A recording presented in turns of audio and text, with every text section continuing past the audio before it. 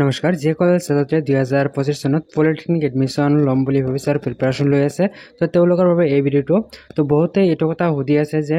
যিটো online portal এই পৰ্টেলটো কেতিয়া খুলিব নাইবা যিটো আমি অনলাইন এপ্লাইটো আমি কেতিয়াৰ পৰা কৰিব পাৰিম এই কুৱেশ্যনটো সকলোৰে কৰি আছে লগতে আপোনালোকক এইটো জনাম যে PRC NCL ইনকাম চাৰ্টিফিকেট নাইবা EWS এইবিলাক চাৰ্টিফিকেট যদি আপোনাৰ নাই তেনেহ'লে আপুনি কি কৰিব লাগিব যেহেতু ইয়াতে PRC আৰু NCL টো মেন্ডেটৰী হয় তো আপোনাক এই দুটা চাৰ্টিফিকেট যদি আপোনাৰ নাথাকে তেনেহ'লে তৎক্ষণাত আপোনালোকে কি উপায়ৰ মাধ্যমেৰে আপোনালোকে এডমিশ্যনটো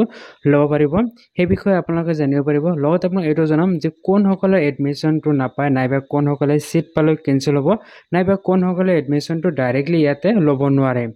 তো এইটো আপোনালোকে জানিব পাৰিব লগতে আপুনি এইটো জানিব পাৰিব যে কাষ্ট চাৰ্টিফিকেট আৰু গেপ চাৰ্টিফিকেট এই দুটা কোনসকলৰ বাবে প্ৰযোজ্য কোনসকলৰ বাবে মেন্ডেটৰী সেই বিষয়ে আপোনালোকে জানিব পাৰিব তো ভিডিঅ'টো আপোনালোকে শেষলৈ চাব সকলোখিনি আপোনালোকে বুজি পাব চেনেলটো নতুনকৈ আহিছিলে ছাবস্ক্ৰাইব কৰা নাই তেনেহ'লে আপোনালোকক ৰিকুৱেষ্ট কৰিম যে চেনেলটো ছাবস্ক্ৰাইব কৰিব আৰু কাষত যদি বেল আইকন প্ৰেছ কৰি নাপাহৰিব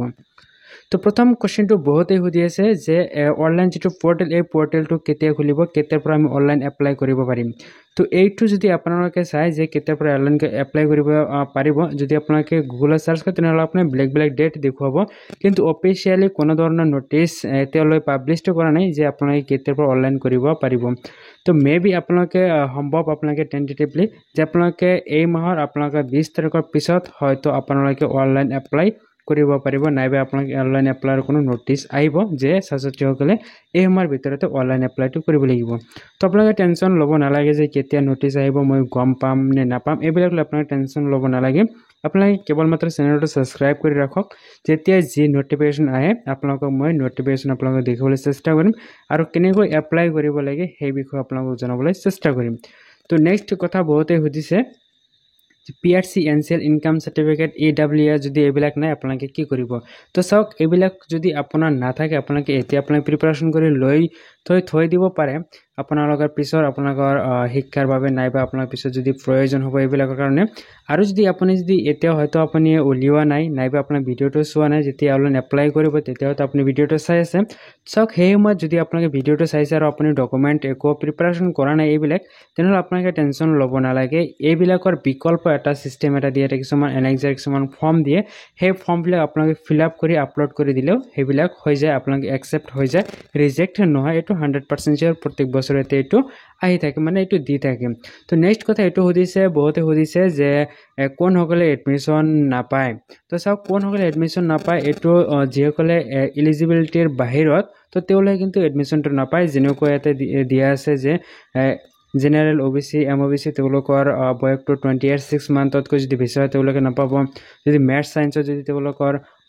40 কৈ নাথাকে তেনেহ'লে নাপাব SC হ'লে 35 আৰু ST হ'লে 33 যদি ইয়াতকৈ কম আছে তেনেহ'লে কিন্তু আপোনালোকে নাপাব অৰ্থাৎ যদি আপুনি এলিজিবিলিটিৰ বাহিৰত হয় তেনেহ'লে আপোনালোকে এডমিশ্যনটো নাপাব আপোনালোকে এডমিশ্যনটো কেঞ্চেল হ'ব এনেকুৱা দেখিবলৈ পোৱা যায় যে প্ৰতি বছৰতে 2-এজন ছাত্ৰ এনেকৈ ওলায় যে তেওঁলোকে মেথছ আৰু ছায়েন্সত যিটো নম্বৰ পাব লাগে সেই নম্বৰটো পোৱা নাই কিন্তু অনলাইন তেওঁলোকে বঢ়াই দি তেওঁলোকে কি কৰে তেওঁলোকে অনলাইন ভেৰিফিকেশ্যন কৰি দিয়ে এপ্লাই কৰি দিয়ে চিট এলটমেণ্ট পাই যায় অৰ্থাৎ এডমিশ্যনটো পাই যায় অনলাইনত ৰিচিভো আহি যায় কিন্তু যেতিয়া ফিজিকেল ডকুমেণ্ট অৰ্থাৎ অফলাইন তেওঁলোকে কলেজত যেতিয়া ডকুমেণ্ট ভেৰিফিকেশ্যন কৰিবলৈ যায় তেতিয়া তেওঁলোকৰ ৰিজেক্ট হৈ যায় তো এইটোৰ কাৰণে যিসকল পাৰ্চেণ্টেজ কম তেওঁলোকৰ এইটো কি হয় সম্ভাৱনাটো বাঢ়ি যায় যে কিছুমান চিট যিহেতু কেঞ্চেল হয় সেইকাৰণে কেঞ্চেল হোৱাৰ ফলত এই যিবিলাক মাৰ্ক কম থাকে যিসকল ছাত্ৰী তেওঁলোকে এডমিশ্যনটো পোৱাৰ চান্সটো বেছি থাকে সো নেক্সট কোৱেশ্যনটো সুধিছে যে কাষ্ট চাৰ্টিফিকেট কোনসকলে লাগিব চাওক কাষ্ট চাৰ্টিফিকেটটো মেন্ডেটৰী হয় সকলোৰে বাবে খালি অনলি আনৰিজাৰ্ভড যিসকল কেটেগৰী আছে অৰ্থাৎ জেনেৰেল কাষ্টৰ যিসকল কেটেগৰী আছে তেওঁলোকৰ এইটো নালাগে বাকী সকলো কাষ্টৰে কাষ্ট চাৰ্টিফিকেট লাগে যদি কাষ্ট চাৰ্টিফিকেট নাই তথাপি আপোনাৰ বিকল্প হিচাপে এটা